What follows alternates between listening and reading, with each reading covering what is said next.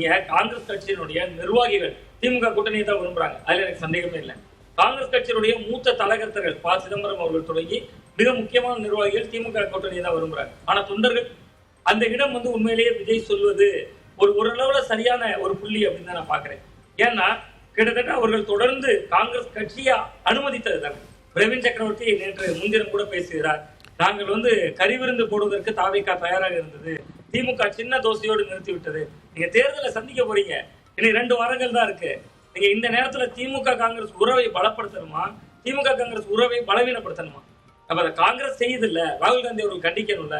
இதுவரை தமிழகத்தினுடைய தேர்தல் பிரச்சார பரப்புரை அவர் எப்ப வர்றாரு, என்ன வர்றாரு, அது உறுதி செய்யப்படாத நிலை. கேரளத்தில் அவர்கள் ஆளுங்கட்சியாக வர வேண்டும், எத்தனை முறை பயணத்தை முடித்து விட்டு சென்று விட்டார். அந்த புள்ளியை விஜய் தொட்டிருக்கிறார். ஒன்று.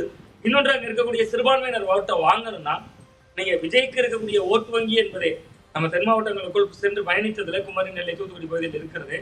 குறிப்பாக கத்தோலிக்க கிறிஸ்தவ மீனவர்களுடைய வாக்கள் கணிசமாக இருக்கு. அதுக்காக மற்ற சமூகத்துல இல்லையானா எல்லா இடமும் அவருக்கு இருக்கு. பட் அது ஒரு குறிப்பிட்ட தாக்கத்தை ஏற்படுத்தக்கூடிய வாக்கள், அவ்வளவுதான். ஜெயிக்கிறதுக்கான ஓட்டு கிடையாது. அந்த ஓட்டு சிறுபான்மையினர் மத்தியிலையும் இருக்கு.